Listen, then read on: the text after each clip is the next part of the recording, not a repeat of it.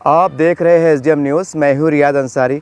इस वक्त मैं महाराष्ट्र के तारीख शहर औरंगाबाद से बात कर रहा हूँ और आज का मेरा विषय देखिए, मैं कुछ न कुछ ऐसे मुद्दे उठाते रहता हूँ और एक न्यूज़ है जो लगभग देश के सभी अखबारात में आया है और इस वक्त हिंदी पेपर में भी आया है, लेकिन मेरे हाथ में इस वक्त उर्दू का पेपर है जो औरंगाबाद शहर से निकलता है। उस उर्दू अखबार का नाम औरंगाबाद टाइम्स है और यह अखबार 23 अक्टूबर का है, यानी एक दिन पहले का अखबार है।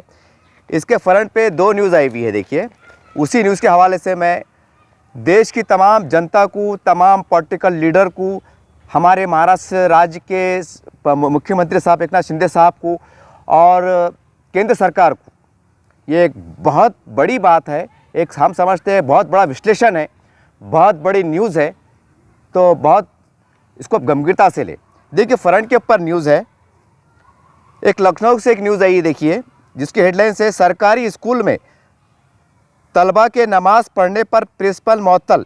यानी सरकारी स्कूल में कुछ विद्यार्थी नमाज पढ़ रहे थे तो वहाँ के हेडमास्टर को, मीरा यादव नाम बताया जा रहा है इसके अंदर, उसको सस्पेंड किया गया। और एक दूसरी न्यूज़ इसी के अंदर है कि हैदराबाद के साइड के जो टी राजा है एमएलए, उनको जो है तो बीजेपी पार्टी ने निकाल दिया था क्योंकि उन्होंने इस्लाम धर्म के धर्म गुरु हज़रत मोहम्मद सल्लल्लाहु अलैहि वसल्लम साहब की शान में गुस्ताखी की थी, आपत्तिजनक बातें की थी, जिसकी वजह से उनके केस भी चला था। उसके बाद पार्टी ने इसको, बीजेपी पार्टी ने उसको कुछ समय के लिए निकाल बाहर किया गया था।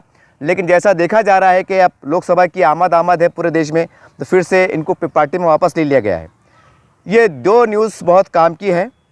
एक ये कि लखनऊ के अंदर एक प्राइमरी स्कूल, सरकारी प्राइमरी स्कूल में कुछ विद्यार्थी, और वो दिन जुमे का था, जुमे के नमाज के लिए कुछ विद्यार्थियों ने हेडमास्टर साहब को कुछ शायद बोला होगा कि मैडम हमें ग्राउंड के अंदर कुछ ऐसा नमाज़ पढ़ने दीजिए, तो उन्होंने भी एक सहानुभूति के तौर पर उनको नमाज़ पढ़ने की अनुमति दी थी। लेकिन वो वीडियो सोशल मीडिया पर वायरल हो गया। वो वीडियो इतना वायरल हुआ कि उसके आधार पर वहाँ के जो एजुकेशन जो मंत्री है, जो विभाग के अधिकारी है, उन्होंने उसका संज्ञान लिया, उसको अपने नोटिस में लिया, उसकी जांच की, पड़ताल की, और जांच पड़ताल के बाद ये पाया कि उस स्कूल के विद्यार्थियों में स्कूल में नमाज़ पढ़ी थी। इस आधार पर वहाँ के हेडमास्टर को पर कड़ी कार्रवाई करते हुए उन्हें सस्पेंड कर दिया गया। ये अखबार के अंदर लिखा हुआ है। और टी राजा के बारे में तो आपको मैंने मालूमात दे दिया।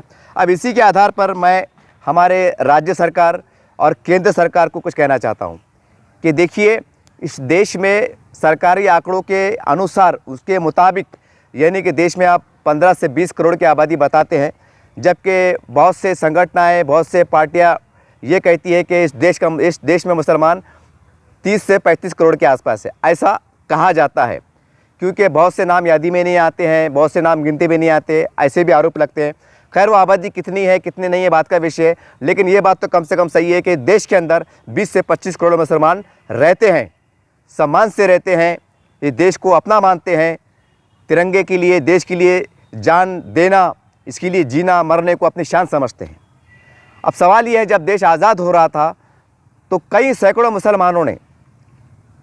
मुसलमानों ने, जिसमें धर्म गुरु हम कह सकते हैं, जिसको हम अरबी भाषा में कहते हैं उलमाए दीन, या अगर उसको मैं दूसरे रूपांतर में कहूँ तो मंदिर के जो पंडित जी होते हैं, पंडित जी तो मतलब यानी पंडित जी, इसी प्रकार से मस्जिद के जो इमाम साहब होते हैं, धर्म गुरु होते हैं, उन्होंने देश को आज़ाद कराने के लिए फांसी के फंदे को चूमा। देखिए, ये इतिहास में लिखा हुआ है, ये इतिहास के पन्नों में दर्ज है कि सैकड़ों धर्म गुरु, इस्लाम के धर्म मानने वाले, उन्होंने देश को आज़ाद कराने के लिए अपने जान की बलिदान दिया, देश के लिए शहीद हो गए। ये इतना बड़ा इतिहास है। अब सवाल ये है कि जिन लोगों ने, जिन मुसलमान उलमा इकराम ने, बहादुर फौजियों ने, आम जनता ने और मुजाहिदीन ने देश के लिए कुर्बानी दी, अपनी जान की बलि दी, फांसी के फंदों को चूमा, अंग्रेज़ों को जुल्म सितम को सहा, और आज उनकी हाल, यानी इनकी औलाद हम कह सकते हैं, आज देखिए क्या चल रहा है कि एक स्कूल के अंदर नमाज़ पढ़ी जाती है, वो भी अनुमति लेके पढ़ी जाती है, उसके ऊपर सरकार इतनी कड़क कार्रवाई करती है। सरकार बोले तो वहाँ के जो एजुकेशन जो अधिकारी वो इतनी कड़क कार्रवाई करते हैं, कि उस मीरा यादव जैसा नाम बताया जा रहा है उसको सस्पेंड कर दिया जाता है और जांच की जाती है। अब सवाल ये है मेरा केंद्र सरकार से, राज्य सरकार से, बीजेपी से, शिवसेना से, कांग्रेस से, राष्ट्रवादी से, सभी नेताओं से मेरा सवाल है। आरएसएस के हमारे आदरणीय मोहन भागवत साहब, मैं आपसे भी खास तौर के विनंती चाह रहा हूँ कि आप भी, हमेशा मैं आपके भाषण को सुनता हूँ, आपके वीडियो देखता हूँ, आप देशभक्ति पे आधारित होकर बात करते हैं, अखंड भारत की बात करते हैं, देश में मुसलमान सुरक्षित है ये बात करते हैं, देश में मुसलमानों को अपने धर्म के अनुसार जीने की, मरने की, उनकी पूजा अर्चना करने की, जैसा नमाज़ पढ़ने की आज़ादी है, ऐसी बातें आप करते हैं। आपने कई बार वीडियो में कहा है, सारी बात सही है। मैं आपसे सवाल करता हूं कि मैंने भी हाई स्कूल पढ़ा हूं, मैंने भी कॉलेज में पढ़ा हूं, मुझे वो चंद बीते हुए पल याद आ रहे हैं कि हमारे स्कूल के अंदर वंदे मातरम तराना पढ़ा जाता था और कई मुस्लिम बच्चे आदर से सम्मान से खड़े रहते थे। मैं खुद खड़े रहता था। कई ऐसे धार्मिक गीत पढ़े जाते थे जो सीधे तौर पर हिंदी देवताओं के सम्मान में पढ़े जाते थे। मैं उसकी आपत्ति नहीं कर रहा हूँ, मैं उसका आलोचना नहीं कर रहा हूँ, बल्कि मैं खुद जब देवी देवताओं के बारे में, उनके सम्मानजनक वंदे मातरम और दीगर गीत पढ़े जाते थे कॉलेज के पीरियड में, स्कूल पीरियड में, हम सम्मान से खड़े रहते थे। और मैं नहीं बल्कि कई मुस्लिम विद्यार्थी खड़े रहते थे और हमारे कई जो हिंदू मेरे दोस्त विद्यार्थी जो थे वो गाते थे, वो उस गीत को दोहराते थे, वंदना करते थे। खैर वो व्यक्तिगत बातें हैं, मैं उस झमेले में जाना नहीं चाहता। मैं केंद्र सरकार को, राज्य सरकार को और तमाम वो शिक्षण अधिकारी जो ये कहते हैं कि हमारे लॉ में लिखा हुआ नहीं है, ये आइन के ख़िलाफ़ है, ये कानून के अंतर्गत नहीं आता है, मैं उनसे कहना चाहता हूँ, देखिए वंदे मातरम पढ़ा जाता है, कई धार्मिक गीत पढ़े जाते हैं, मैं खुद कई गीत के अंदर शरीक रहा हूँ, बड़े सम्मान के साथ, आदर साथ में खड़े रहा हूँ, मैं चुपचाप खड़े रहा हूँ, सम्मान के तौर पर मैं खड़ा रहा हूँ। तो बताइए, जब मेरे साथ, यानी जब मैं स्कूल पढ़ता था, हाई स्कूल पढ़ता था, कॉलेज पढ़ता था, वंदे मातरम गीत गाया जाता था, मैं सम्मान से खड़े होता था कि नहीं, ये हमारे हिंदू हमारे भाई हैं, उनका एक धार्मिक गीत है, देवी देवताओं के सम्मान में पढ़ा जा रहा है, हम गर्व से खड़े रहते थे सम्मान में। हमारे हिंदू जो मेरे दोस्त होते थे विद्यार्थी, उनके साथ हम कंधे से कंधे मिला खड़े रहते थे। तो फिर ये क्या है, जब आप 5-10 मिनट नमाज के वास्ते आप इतना बड़ा एक्शन लेते हैं, तो सवाल ये है, मेरा व्यक्तिगत सवाल है आपसे, और व्यक्तिगत नहीं बल्कि आप देश के 20 करोड़ मुसलमानों से पूछेंगे तो आप उस सबसे मुझसे एक ही आवाज़ निकलेंगी कि हाँ ये सही बात है। तो फिर ये भेदभाव क्यों? मेरा सवाल है, केंद्र सरकार से भी है, राज्य सरकार से भी है, और तमाम राज्यों के तमाम शिक्षण मंत्रियों से है, शिक्षण अधिकारियों से। फिर ये क्या चीज़ है? आप देख रहे हैं, पेपर में आ रहा है, मीडिया में आ रहा है, फिर ऐसा भेदभाव क्यों? अब दूसरा सवाल मैं खड़े करता हूं, जब भी चुनाव आते हैं, चाहे लोकसभा के हो, विधानसभा के हो, या कोई भाषण हो, चाहे शिवसेना का हो, भाजपा का हो, मैंने देखा हूं और तमाम देश इसका साक्षी है, यानी गवाह है कि कभी कभी बीजेपी के, शिवसेना के या आरएसएस के कई देश के अलग अलग भागों में बड़े बड़े भाषण होते थे, बड़ी बड़ी जनसभाएं होती थी। उन जनसभाओं के अंदर एक दूर से कोई मुसलमान बस्ती हुआ करती थी, वहाँ से अजान की आवाज़ बुलंद होती है, अल्लाहु अकबर, अल्लाहु अकबर। तो हमारे हिंदू, हमारे जो नेता हैं बड़े बड़े आदरणीय, चाहे बाला साहब ठाकरे हो या बीजेपी के हो या बड़े बड़े कोई भी हो, अभी हाल ही में औरंगाबाद शहर के अंदर हमारे मनोज जरंगे पाटिल साहब की कम से कम 1.25 लाख की मराठा आरक्षण जागरूकता अभियान एक जनसभा थी, 1.25 लाख की लोग उसमें मराठा भाई हमारे जमा थे। अजान होती है, जरंगे पाटिल साहब आपकी मैं देशभक्ति को सलाम करता हूं, आपके मानवता को सलाम करता हूं। मनोज पाटिल साहब 3 से 4 मिनट जब तक अजान समाप्त नहीं हुई, अजान ख़त्म नहीं हुई, आप खड़े रहे। यानी मैं कह सकता हूं कि 1.25 लाख मराठा हमारे भाई अजान सुनने के आदर के तौर पर बैठे रहे खामोश, और जरंगे पाटिल साहब ने अपना भाषण रोक दिया। और खाली जरंगे पाटिल साहब नहीं बल्कि तमाम कई हमारे हिंदू नेता जो भाजपा से भी आते हैं, सेना से भी आते हैं, और कई पूरे देश में अलग अलग प्रकार के, कई बार ये सुनने में आया है कि अजान की आवाज़ आई और भाषण रोक दिया गया। सोचिए, मैं तमाम नेताओं से कहना चाहता हूं, क्योंकि आप विधानसभा में, पार्लियामेंट में कानून बनाते हैं और आपके कानून के बाद प्रशासन काम करता है, हर विभाग का प्रशासन काम करता है। तो मैं आपसे पूछता हूं, जब भाषण शुरू होता है और बाय द वे कहीं से अगर अजान की आवाज़ आती है तो आप थम जाते हैं, आदत से खड़े हो जाते हैं, चाहे अटल बिहारी वाजपेयी हो या कोई भी हो। ये देश ने देखा है अपनी आंखों से। मेरा सवाल ये है कि 5-6 मिनट आप अजान की आवाज़ सुनकर रुक क्यों गए थे? क्यों रुक गए थे आप? मेरा सवाल है।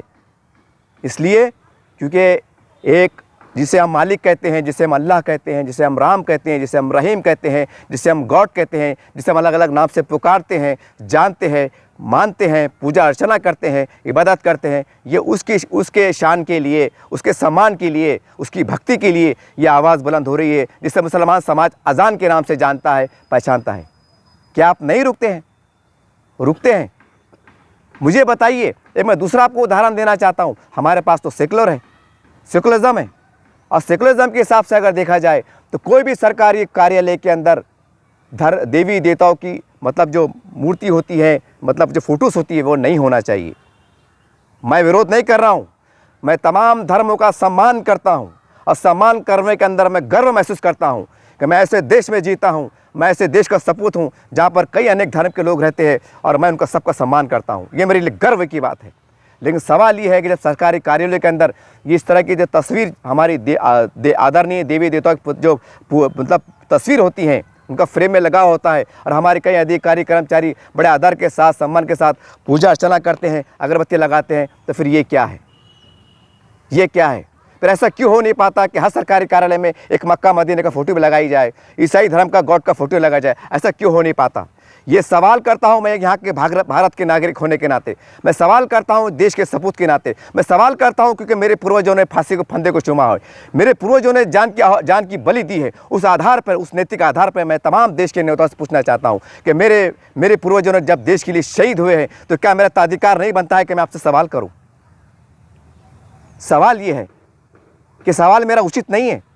मैं ये सवाल मैं इसलिए खड़े कर रहा हूँ। और हम ये भी देखते हैं, एक और सवाल मैं आपको सामने जा रहा हूँ। जब कोई बड़ी हमारे कल्चरल हॉल में कोई बड़ी सभाएं होती हैं, किसी की जयंती मनाई जाती है, तो आपने देखा होगा कि एक दीप जलाया जाता है, बड़े सम्मान के साथ उसको जो तो इस तरह से सम्मान से जलाया जाता है, और एक नारियल का फोड़ा जाता है। इसका मतलब क्या होता है? ये दीप का जलाना और नारियल का फोड़ना ये हमारे कहने के हिंदू कल्चर का एक भाग है, हिंदू रीति रिवाज का एक हिस्सा है। सब, चाहे देश के मुसलमान हो, सब उसको मानते हैं, नारियल फोड़ते हैं।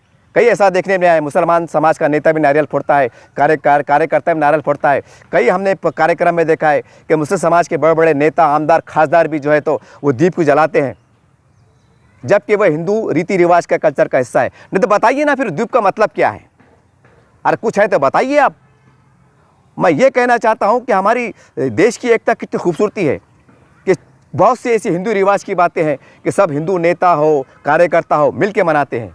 जैसा दीप हम सब मिल के जो दीप है वो हम सब मिल के जलाते हैं, और सब हाथ से सम्मान से ऐसा करते हैं। नारियल को हम बड़े श्रद्धा के साथ फोड़ते हैं। कई सरकारी कार्यालयों में देवी देवताओं की जो तस्वीर होती है, बड़े सम्मान से लोग उसको देखते हैं। कोई आलोचना नहीं करता है, कोई आपत्ति नहीं जताता है कि मैं भी एक धर्म का मानने वाला हूँ, मेरे धर्म की तस्वीर की फ़ोटो होना चाहिए। कोई ऐसा कहता नहीं है, बल्कि सम्मान से देखता है, सम्मान करता है। जबकि वो देवी देवताओं की फ़ोटो तमाम बहुत से सरकारी कार्यालयों में आप जाके देख सकते हैं कि 24 घंटे लगी हुई रहती हैं, और हमारे कई सरकारी अधिकारी कर्मचारी उसका आदर करते हैं, सम्मान करते हैं, पूजा अर्चना करते हैं। अच्छी बात है, कोई बुरी बात नहीं है, मैं आलोचना नहीं कर रहा हूँ। सवाल ये है कि जब मुस्लिम समाज के चंद बच्चे, जुमे का दिन था साहब, जुमे का दिन था, और जुमे की नमाज कोई मुसलमान पूरी दुनिया के अंदर, चाहे शराबी हो, बुंगारी हो, जुआरी हो, यहाँ तक कि चोर हो, अगर वो है वो नमाज नहीं छोड़ता है। इतना बड़ा हमारा स्थान माना जाता है मुसलमान धर्म में। अगर 3 जुमे अगर नमाज छोड़ देता है तो वो इस्लाम धर्म से खारिज हो जाता है, ऐसा हमें किताबों में पढ़ा है। तो बताइए, अगर वो अपने धर्म की 3 जुमे की नमाज अगर छोड़ देता है तो धर्म से निकल जाता है, ऐसा किताबों में मिलता है। इतना बड़ा सम्मान है। तो बताइए कि जब 5 मिनट की नमाज के वास्ते इतना बड़ा एक्शन ले लेते हैं, तो फिर इसका परिणाम क्या निकलेगा? देश की 25 से 30 करोड़ मुसलमानों पर इसका परिणाम क्या जाएगी? और हमारे केंद्र सरकार जो बीजेपी वाले कहते हैं कि सबका साथ, सबका विश्वास, सबका विकास, कैसा मिलेगा? कि एक तरफ कॉलेज में, स्कूल के अंदर वंदे मातरम पढ़ा जा रहा है। मैंने खुद कई बार मैंने दोहरा दिया हूँ कि वंदे मातरम के लिए और कई धार्मिक गीत में कॉलेज में, स्कूल में पढ़े गए। मैं सम्मान के साथ खड़ा था, और उस सम्मान से खड़े रहने में मैंने अपने आप को गर्व महसूस किया था। तो आज सवाल ये है कि वही स्कूल में, चाहे वो यूपी में हो, है तो हमारे भारत का अंग, हमारे भारत का भाग, तो वो स्कूल के अंदर उस बच्चों पे जो नमाज़ पढ़ रहे थे तो उसको क्यों रोका गया? क्यों रोका गया? क्योंकि मैं एक पत्रकार भी हूँ, मैं समाज सेवक भी हूँ, मैं मुस्लिम समाज से बिलोंग भी करता हूँ। तो मुझे एक दुख हुआ है, मुझे तकलीफ़ हुई है आत्मिक तौर पे कि मेरे देश के साथ क्या आ रहा है। जबकि मेरे पूर्वजों ने देश को बचाने के लिए जान की बलि दी है, फांसी के फंदे को चूमा है। तो क्या हम उनकी आल औलाद है, हम उनकी नस्ल है कि हमें इतना अधिकार नहीं कि आज़ाद भारत के अंदर हम सब हिंदू मुसलमान एक मिल के रहे? क्या फ़र्क पड़ता है? ऐसा कौन सा देश का बड़ा नुकसान हो गया? मैं पूछना चाहता हूँ बड़े सम्मान के साथ, बड़े आदर के साथ हमारे राज्य के नेताओं से पूछना चाहता हूँ, केंद्र सरकार से पूछना चाहता हूँ, राज्य सरकार से पूछना चाहता हूँ। और यूपी के अंदर जो कार्रवाई हुई, जो मीरा यादव नाम की जो प्रिंसिपल को जो तो मुअत्तल किया गया, उसे डिसमिस किया गया सिर्फ इसलिए कि चंद बच्चों को नमाज़ पढ़ने की अनुमति दी गई थी, जुमे का दिन था। बताइए। अब मैं आप तमाम देश के नेताओं से पूछना चाहता हूँ कि तमाम देश का वो स्कूल का, कॉलेज का विश्लेषण कीजिए और कल्पना कीजिए कि एक तरफ 2 करोड़ हिंदू बच्चे हैं और एक तरफ 50 लाख बच्चे हैं। और 50 लाख उदाहरण दे रहा हूँ मैं आपको, और उसमें से चंद बच्चों को नमाज़ पढ़ने से रोक दिया जाता है और कुछ बच्चों को उनके धार्मिक हिसाब से वंदे मातरम पढ़ने की अनुमति मिल जाती है। तो बताइए कि आपको नहीं लगता कि स्कूल और कॉलेज के ज़रिए से ही हम एक हिंदू मुस्लिम की नफरत की बीज डाल रहे हैं? क्या वो मुसलमान के बच्चे जब ये देखेंगे कि वंदे मातरम पढ़ा जा रहा है, देशभक्ति के गीत पढ़े जा रहे हैं, मैं आलोचना नहीं कर रहा हूँ, और मुसलमान बच्चे विद्यार्थी देख रहे हैं, तो उनके मन में क्या खिलेगा? क्या आपको नहीं लगता कि हम कहीं ना कहीं स्कूल के माध्यम से, कॉलेज के माध्यम से एक हिंदू मुस्लिम के अंदर दुनिया पैदा कर रहे हैं? बल्कि तो मैं ये कहूँगा व्यक्तिगत तौर से कि ऐसा होना चाहिए। अगर कोई हिंदू त्यौहार आता है और उस टाइम अगर कोई एग्ज़ाम आता है, कोई सरकारी कुछ होता है ऐसा कि इत्तेफाक से वह सरकारी मतलब कोई एग्ज़ाम का परीक्षा का दिन होता है और हमारे हिंदू भाई, दलित भाई, हर समाज के बच्चे आते हैं, अगर कोई हमारे मराठा विद्यार्थियों के बच्चों का कोई अगर धार्मिक त्यौहार है, तो मैं सरकार से मांग करता हूं कि उनको ग्राउंड के अंदर उनके धर्म के अनुसार उनको पूजा अर्चना करने की अनुमति दी जाना चाहिए। थोड़ा समय निकाल के पूजा अर्चना करो, फिर वापस से आके सम्मान के साथ बैठ जाओ। इसी प्रकार से अगर बाय द वे कभी ऐसा ज़रूरत पड़ती है कि जुमे का दिन होता है, अगर मुसलमान अगर कुछ विद्यार्थी अगर मांग करते हैं कि हमें 15 मिनट नमाज़ पढ़ने दीजिए, तो उसमें क्या बिगड़ जाता है? क्या वो नमाज़ पढ़ने से क्या वो ज़मीन मस्जिद बन जाएगी कि वहाँ पर मुसलमान जो है तो एक मीनार खड़े कर देगा? क्या मुसल्ला हमेशा के लिए कायम हो जाएगा? क्या उस पर वाद विवाद हो जाएगा? क्या हो जाएगा? कुछ भी नहीं हो जाएगा। हम देखते हैं ट्रेन के अंदर, बस के अंदर कई नमाज़ पढ़ते नज़र आते हैं, कई नमाज़ पढ़ते नज़र आते हैं। मैंने कई बार देखा हूँ, बहुत पुरानी बात बता रहा हूँ कि बीजेपी के जहाँ पर आरएसएस के हमारे तमाम आदरणीय बड़े बड़े नेतागंज मौजूद थे और कई मुस्लिम कार्यकर्ताओं ने बाजू हट के नमाज़ पढ़ी। ये कई साल पहले मैंने आंखों से देख चुका हूँ। तो सवाल ये है कि जब बाहर कार्यकर्ता जो बाजू हट के नमाज़ पढ़ रहे हैं और आप खुद जब आपके जो भाषण होते हैं, जब चुनाव अभियान चलता है और कई दूर से एक मुसलमान बस्ती की मस्जिद से अजान आती है, अल्लाहु अकबर अल्लाहु अकबर, तो आप भाषण रोक देते हैं। तो मेरा सवाल ये है कि आप भाषण क्यों रोक देते हैं? इसलिए ना कि हमारे देश का ये अंग है, हिंदू मुस्लिम एकता के लिए आप रोक देते हैं। तो ज़रा कल्पना कीजिए, अगर 5 मिनट अगर आप बच्चों को नमाज़ पढ़ने देते और वापस में क्लास में बच्चे आके बैठ जाते, कितना अच्छा हिंदू मुस्लिम एकता का पैगाम जाता। क्या आप स्कूल को खाली स्कूल समझते हैं? क्या कॉलेज को कॉलेज समझते हैं? वो एक मंदिर है साहब। स्कूल और कॉलेज हमारे न्याय का मंदिर है, न्याय का मंदिर है, एकता का मंदिर है, गंगा जमुना तहजीब कल्चर का एक मंदिर है। आप उसे हल्के में ना लें कि स्कूल है, मंदिर, कॉलेज, ऐसा नहीं है। क्योंकि यहाँ से जब बच्चे निकलते हैं तो हिंदू मुस्लिम एकता के साथ जीते हैं, खेलते हैं, बैठते हैं, देश की एकता की बात होती है। कई 26 जनवरी 15 अगस्त के माध्यम से देशभक्ति के गीत गाए जाते हैं, उससे मुसलमान बच्चा भी शरीक होता है, हिंदू भी होता है, दलित भी होता है, सिख भी होता है, ईसाई भी होता है। कितना अच्छा प्यारा संदेश जाता है। वहाँ पर देशभक्ति के गीत भी गाए जाते हैं। कई ऐसे ड्रामे पेश किए जाते हैं कि मुसलमान बच्चे जो टोपी में बताया जाता है, हिंदू हमारा मराठा भाई का बच्चा जो तो भगवा पगड़ी बताया जाता है, तलवार बताया जाता है, राक्षस का सर्वनाश करता है। इस बहाने से हम हिंदू मुस्लिम एकता को दर्शाते हैं। तो फिर ये ऐसा क्यों? मेरी व्यक्तिगत सोच है, केंद्र सरकार से, राज्य सरकार से एक रिक्वेस्ट है कि साहब कभी कभी ऐसा पल आते हैं क्योंकि मुसलमान बच्चे 24 घंटे मस्जिद में नमाज नहीं पढ़ते हैं, लेकिन जुमे का दिन है। मैं केंद्र सरकार से, राज्य सरकार से अनुरोध करता हूँ कि जुमे के दिन की अहमियत क्या है, ज़रा इसकी मालूमात जानकारी लीजिए। क्योंकि नमाज एक ऐसी चीज़ है जिसके लिए मुसलमान अपनी जान देने को भी आसान समझता है। जान देने को आसान समझता है, उसके लिए जीता है, मरता है, यहाँ तक कि अपने परिवार, अपनी माँ, बहन, बच्चे, अपने औलाद को कुर्बान करने के लिए बहुत गर्व की बात समझता है। अब सोचिए अगर वही चीज़ के वास्ते अगर रोका जा रहा है और थोड़ा सा भेदभाव से अगर काम लिया जा रहा है, मैं ये नहीं कह रहा हूँ कि आप कानून के खिलाफ जाइए, मैं ये नहीं कह रहा हूँ कि आपने गलत कानून बनाया है, मैं इसकी आलोचना नहीं कर रहा हूँ। मैं आपको ये बताना चाह रहा हूँ कि स्कूल के माध्यम से, कॉलेज के माध्यम से हम हिंदू मुस्लिम एकता को इस हिंदू मुस्लिम एकता का केंद्र बना दें। अगर कभी बाय द वे अगर कुछ हिंदू हमारे भाइयों का, विद्यार्थियों का, दलितों का, ईसाइयों का कोई अगर मजहबी प्रोग्राम आ जाता है और बच्चे उस दिन स्कूल में शरीक रहते हैं, या अनिवार्य होता है, कोई परीक्षा के दिन होता है, अगर वो ईसाई बच्चे कहते हैं कि चलो हम थोड़ी देर प्रार्थना करते हैं, तो मेरी व्यक्तिगत तौर से मांगे उनको अनुमति दो, ताकि ये बच्चे स्कूल के ग्राउंड के अंदर देखे कि ईसाई धर्म के लोग, दलित समाज के लोग, मराठा समाज के लोग, मुस्लिम समाज के लोग हम मिलकर प्रार्थनाएं करते थे। मुसलमान के बच्चे एक मैदान में नमाज़ पढ़ते थे तो दूसरे धर्म के बच्चे उनकी रक्षा करते थे, उनको मुबारकबाद देते थे, उनको वज़ू के लिए पानी देते थे। ज़रा कल्पना कीजिए साहब, कल्पना कीजिए अगर 10 बच्चे नमाज़ पढ़ रहे हैं, हम मराठा भाई के बच्चे अगर पानी ला के दे रहे हैं, कितनी मोहब्बत बढ़ेंगे साहब, हिंदू मुस्लिम एकता कितनी बढ़ेंगी। मैं ये एकता के लिए वीडियो बना रहा हूँ, मैं किसी आलोचना नहीं कर रहा हूँ, ना कानून का विरोध कर रहा हूँ। मैं आपसे गुजारिश कर रहा हूँ, विनंती कर रहा हूँ कि देखिए दोबारा घटना ना हो। मेरा सवाल ये है, फिर वो सवाल दोहरा रहा हूँ कि जब जनसभाएँ होती हैं, अजान की आवाज़ आती है, तो 2 लाख 5 लाख का मजमा होता है, तमाम उसमें कई मैंने बार देखा हूँ कि बीजेपी के भाषण से भी देखा हूँ कि आप रुक जाते हैं, आप अजान का आदर करते हैं। जब 5 लाख की 2 लाख की जो लोग आते हैं उसको आप 5 मिनट के लिए थम जाते हैं, रुक जाते हैं, और दूसरी तरफ 5 मिनट में नमाज़ पढ़ी जाती है, तो आप एक स्कूल के हेडमास्टर पे एक्शन ले लेते हैं। तो बताइए क्या सही है, क्या गलत है।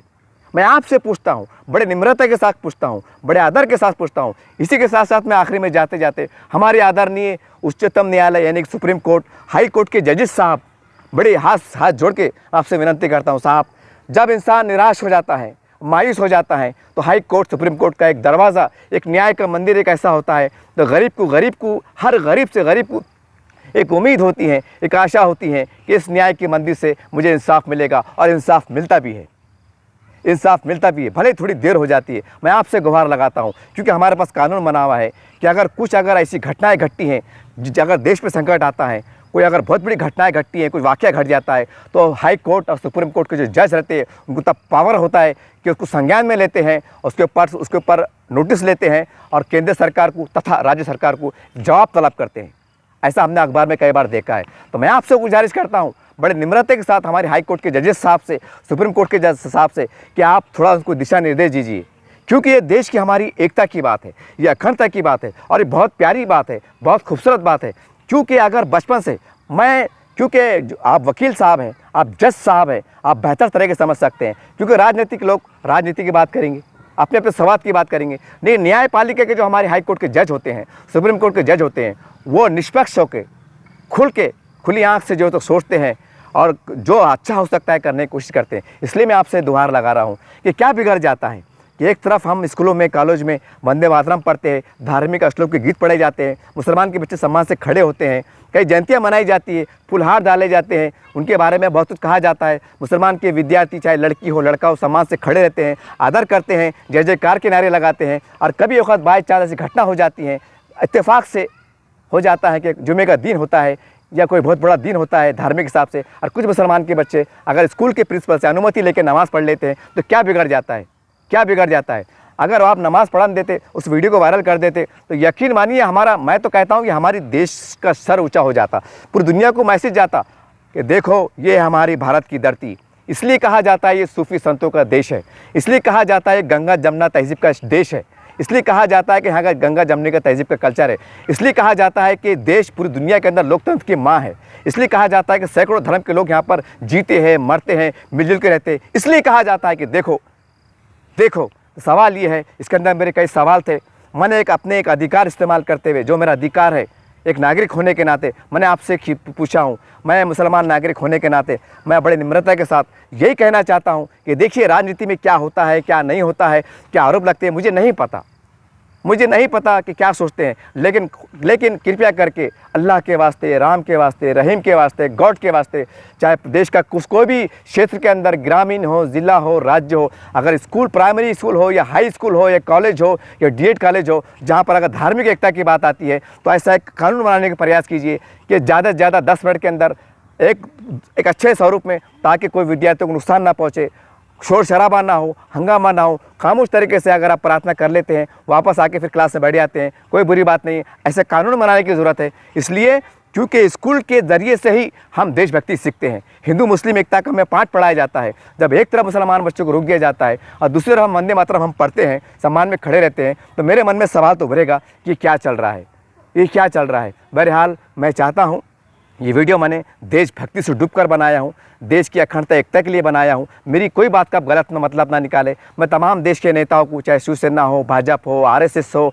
कांग्रेस हो, राष्ट्रवादी हो, तमाम नेताओं से और ख़ास करके हमारी हाई कोर्ट के जजेस साहब से, सुप्रीम कोर्ट से विनती करना चाहता हूँ कि साहब इसको नोटिस में लीजिए, क्योंकि अगर ये घटना अगर घटती रही तो मुसलमान अपने आप को समझेगा कि हमारे बाप दादाओं ने कि इसलिए फांसी के फंदे को चूमा था, कि मेरे बाप दादा इसलिए शहीद हुए थे कि आज हम नमाज नहीं पढ़ सकते। मैं ये नहीं कह रहा हूँ कि कानून में आता है, आप सोच रहे होंगे कानून में नहीं आता है। मेरा सवाल है व्यक्तिगत तौर से, मैंने खुद स्वयं कॉलेज के पीरियड में, स्कूल के पीरियड में कई देशभक्ति के कार्यक्रम में शरीक रहा, अम्मान और सम्मान से शरीक रहा, तो वो क्या था। और कई सरकारी कार्यालयों में हम देखते हैं कि हमारे देवी देवताओं की जो तस्वीर होती है, वहाँ पर मालाएं चढ़ाई जाती है। मैं उनका आदर करता हूँ, सम्मान करता हूँ, क्योंकि मेरे इस्लाम धर्म में हर धर्म का सम्मान करना सिखाया गया है। तो सवाल ये है साहब, जब इतना कुछ आप बर्दाश्त करते हैं, इतना हर धर्म को जब आप सम्मान करते हैं, तो 5 मिनट के वास्ते देश के किसी कोने में, किसी प्राइमरी स्कूल में, कॉलेज में अगर रमज़ान का टाइम आता है, अगर कोई नमाज़ पढ़ लेता है, कोई इफ्तार कर लेता है, तो क्या बिगड़ जाता है साहब?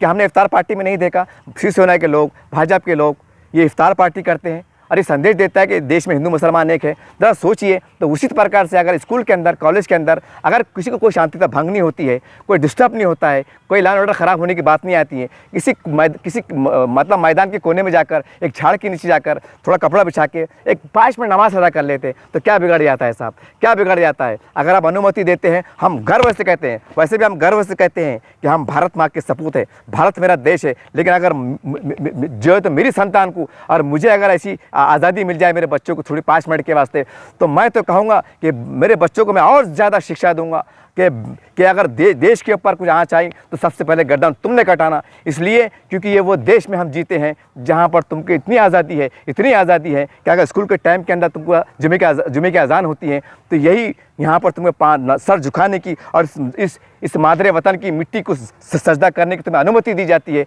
इस मिट्टी को पूजने की इजाज़त दी जाती है, चूमने की इजाज़त दी जाती है। तो उसी सरज़मीन को बचाने के लिए अपनी जान की बलिदान दो, कुर्बान हो जाओ। मैं ऐसा गर्व से मेरे बच्चों से कहूँगा, वैसा मैं गर्व से कहता ही हूँ और गर्व से कहता हूँ कि जय हिंद, जय महाराष्ट्र, जय हिंद, जय महाराष्ट्र, हिंदुस्तान जिंदाबाद, इनकलाब जिंदाबाद रहे। जब तक दुनिया रहेगी मेरे भारत का नाम रहेगा। यही बातों के साथ, यही टूटी हुई सदा के साथ तमाम देशवासी विदा होता हूं और आपसे कल्पना करता हूं, आपसे विनंती चाहता हूं कि इस वीडियो को, ये घटना यूपी के अंदर घटी है, प्लीज़ प्लीज़ प्लीज़ इस वीडियो को यूपी तक पहुँचाइए, बंगाल में पहुँचाइए, देश के कोने तक पहुँचाइए, तमाम मुख्यमंत्री तक पहुँचाइए, प्रधानमंत्री को पहुँचाइए, क्योंकि ये हमारी बहुत बड़ी ताकत है। मुझे ऐसा लगता है कि हमारी हिंदू मुस्लिम एकता ताकत में कहीं ना कुछ ऐसी बात पैदा हो रही है जिससे हमारी एकता कमज़ोर होने का मुझे डर सता रहा है। मुझे व्यक्तिगत तौर से ऐसा लगता है। तो मैं एक अच्छे नागरिक होने के नाते, देश के सपूत होने के नाते मैं आपसे विनंती चाहता हूं कि इसके ऊपर बहुत गंभीरता के साथ ध्यान लें और तमाम नेता इसके ऊपर बैठे, सर जोड़ के बैठे, क्योंकि ये हमारी हिंदू मुस्लिम एकता की बात है। उम्मीद करता हूँ कि इस आवाज़ को आप देश के कोने कोने तक पहुँचाएंगे और कुछ ऐसा रास्ता निकालेंगे कि फिर दोबारा घटना ऐसे ना हो कि कई मुसलमान बच्चों को नमाज़ पढ़ने से रोका गया। तो कई मेरे हिंदू जो मेरे विद्यार्थी हैं, मेरे बच्चे हैं, मेरे भाई हैं, उनका भी अगर कोई समय आता है, कोई पूजा अर्चना का दिन है, वो भी वंदना करे, वो भी पूजा पाठ करे, अच्छे अंदाज से करे। अगर कुछ मामला ख़राब नहीं होता है तो उम्मीद करता हूँ कि हमारी धार्मिक एकता को और ज़्यादा मजबूत करने के लिए आप क्या कर सकते हैं, करने की कोशिश करेंगे। जय हिंद, जय महाराष्ट्र।